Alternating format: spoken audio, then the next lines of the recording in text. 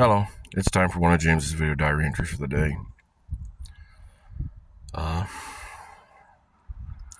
This is Sunday, October 5th, 2025. I'm grateful for a lot of things that are happening. Changes are in my life.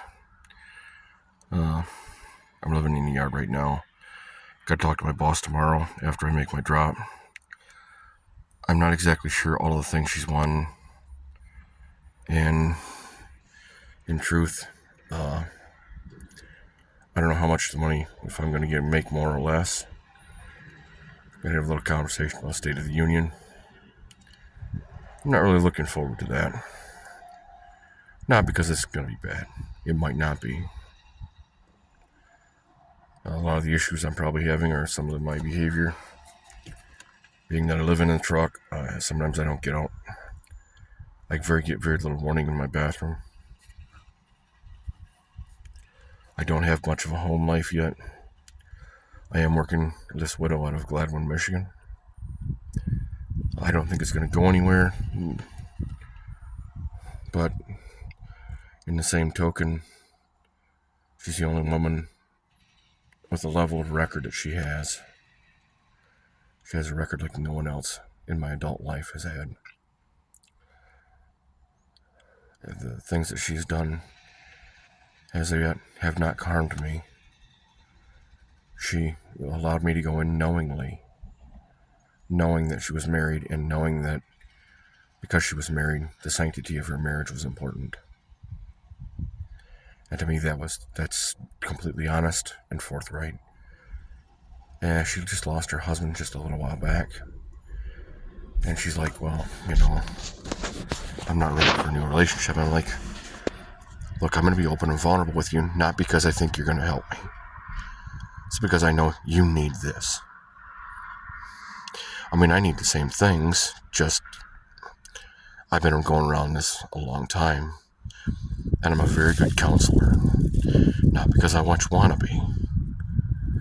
It's just because I've lived through a lot of suffering, a lot of people being in a non-permissive environment, in a libertard environment where I'm the guy I was on the shit end of the stick. I'm always the one paying for it. Then why don't you never have anything? You don't remember? You spent all that money. You won't let me have anything because and I spend a lot of it just because I need to have the ability to feel like I'm in control so that I don't let you do it. You'll literally take my money, Gayla, and say, well, you need this because I am uncomfortable. It wasn't me being uncomfortable. It wasn't that what I was using was unserviceable. It's probably still in service today. Some of the people that have done me wrong, that have earned my animus, strangers generally don't do it. You generally have to get to know you. Know me to have animus. From me, at least. If you have animus for me, I truly apologize for that. I'm not going to say I'm sorry. Because I'm not. I'll apologize if I've wronged you. That generally goes a long way, more than saying that I'm just sorry. Admitting my mistake generally makes me move forward. Most of these people won't admit the mistake. Or by the time they do, well, I get to choose my punishment. No. See, because I didn't get to choose mine. When you spank my ass, I don't get to choose it. I don't get to say, well, you can't hurt me because I decided I'm above the law. I'm above reproach. Now, I'm grateful I'm coming to this epiphany that I'm generally not an angry person, and I generally isolate just because I'm not like most people. I've dealt with a lot of suffering. I've tried to be like most people. Most people's words and actions don't align. They don't think far enough ahead to understand that not only today's tastes great, don't get me wrong. Like the last 25-year-old, I didn't reject her. I just gave her a reality check and said that I'm 47. I was 45 at the time. I said, I'm 45 years old. You're 25. You're young enough to be my daughter. That being said, you're going to want to have children in a year or two, and I'm not going to do that. There's nothing you can offer me. There's no way you can penalize me that will change my mind on this subject. My baby mama threw away a 2.5 billion second deal, which is basically an adult lifetime for a man, because a billion seconds is 31 years. She threw it away in almost 2 million seconds. It wasn't even 2 million seconds. And 1 million seconds is 11 days. Seriously. It lasted 20 days, 21 days, which is almost 2 million seconds. She blew 2.5 billion because she wanted it now. She couldn't understand the concept. For me, I have to bond with you. I have to make you my safe space. If I literally can't be safe with you, I sure as shit am not going to build my reality on shifting sands and bipolar persons, where I'm always the bad guy. You're always away. I need more. How the hell am I going to, you can't be mean to me. You can't shit all over me. You can't throw me under the bus and then expect anyone. And it happens a lot in this reality with a lot of the women I've dealt with. They might offer me something that they can't deliver. I talked to one not too long ago in Saginaw. Same thing. What you're offering, I don't think you have the ability to offer me. Not because you can't, but because the consequences of what you're doing will cost you a 20-year marriage. That'll be the end of your marriage. That'll be the end of your children having a relationship with you. You'll throw that right out the window. And 20 years ago, I turned you down for that very reason. Not because you had a 20-year marriage, because I thought you were building a marriage and building a life. And I wouldn't have you throw away life away for me. To have to deal with the vicissitudes I'm going to have to deal with. The nightmares that I live with every day. Now, they don't have the power they once did. They're more of a signpost of saying, this is where this is going to lead. And when this dam breaks, and by God's grace, you've been able to hold it from breaking. You've been able to walk away. You've been able to try to build with other people. And when they shit on you, you've been able to eat it. Jared Law from Boise, the same thing. Well, I don't want to do what I want to do. Well, that's not what you signed on for. If you're helping, you don't get what you want. You get what you need to make the job happen. For me, that's what I get when I help people. I don't get what I want. If I absolutely need a part, to fix your car, I get that. If I ask you to step away from me, it's because I know you want to try and micromanage me, and you're going to use my anger when I turn around and clip you with a wrench, because what do you need? Shut the fuck up and leave me do my work. I'll fix your equipment. I have no problem with the job. What I have a problem is you micromanage me and you don't know what the hell you're doing. If you're that goddamn micromanagement, here's the tools. I'm going to go sit in the truck. Tell me when you're done. Come get me when you're done so I can clean up the tools. I've had people call me a loser because I fixed their broken equipment. Well, you should have. Yeah, I should have fucking hit you in the face with a ratchet. But if I'd have done that, you'd have complained that I assaulted you. Not that you earned it by micromanaging me and trying to tell me how to do the job that you obviously couldn't do because, well, your equipment was broken.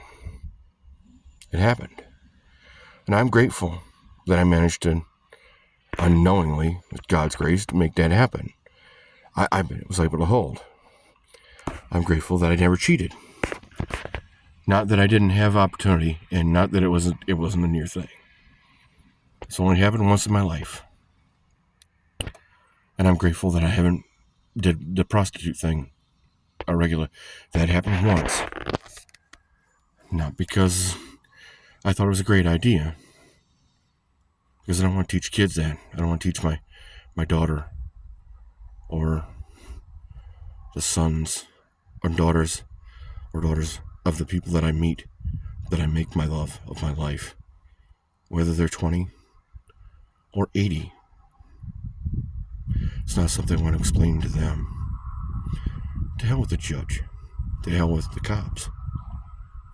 The family. I don't want to explain to this widow's wife or son that I did something to her that was against the rules of law, against the rules of being a gentleman, that I used force or coercion to get her to give me what I needed, rather than make sure that she was well taken care of, whether she's with me or not. A lot of women I do that with. I do that with people I help on the side of the road. Make sure that they know that the hazards of what the repair I've made, if I didn't make I made a haphazard one, was simply with the materials I've had. Like today, I had a blowout on M13 here in Michigan. I changed the tire, and I complained about it. And I freaked out when the jack was about to collapse, and I managed to get the jack stand under just before that happened. I got the jack out without it collapsing. I freaked out when the car wouldn't restart, and I went and repaired all of what I had the ability to repair from what I seen being wrong. Made sure that I had oil and coolant in, make sure that wasn't my issue, because some of these vehicles, if their vehicle get screwed up, they won't start. And no, it wasn't any of that. So then I had freaking out for about 20 minutes, and then I ended up coming and sitting in the car and saying, well, there's got to be something, and I'm grateful for God for giving me this temporary cessation of stupidity.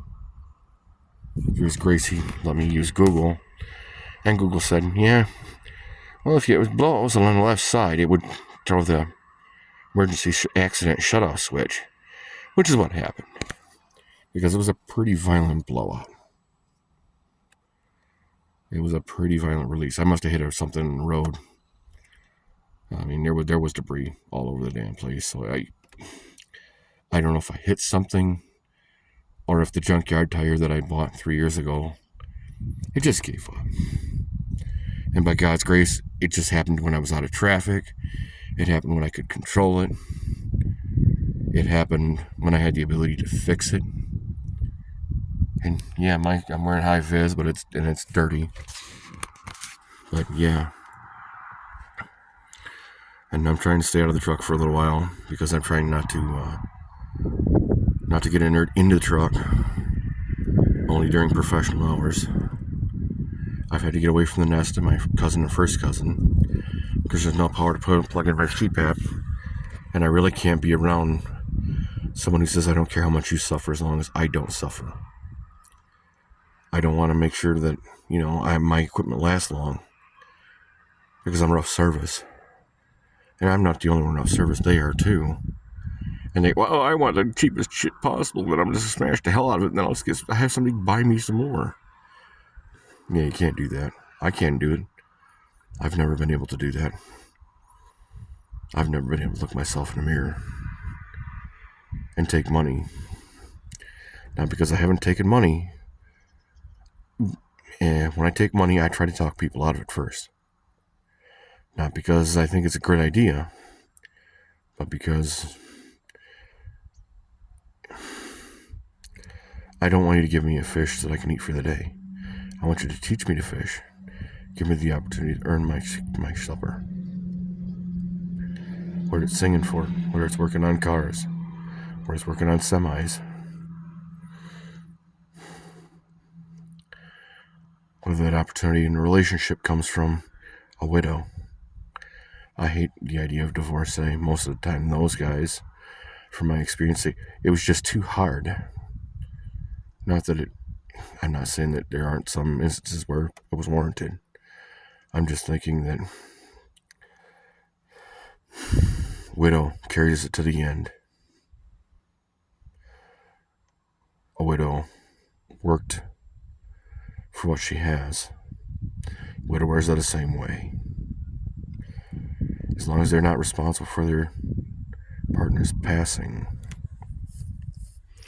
they carry them in. They live the life. They understand that when their partner's gone, they still now have to live without that partner. They have to discover who they are and where they're moving from there. Because it's very important to have somebody look after you. I got a fellow out of Sao Paulo who checks in on me. I check in on that widow. And I'm grateful for God's grace that I'm not where I was. And the change in my life. Now, I don't know where it's going to lead. And I hope I get success. I don't want money from the channel. I don't want money from my subscribers at all. Comments and likes, comments, subscriptions. Those are all great. These are ears. They are not taxi doors. If I'm missing something, please point it out to me. A great deal of the time I'm too close to what I'm doing to realize how I'm ruminating about something or that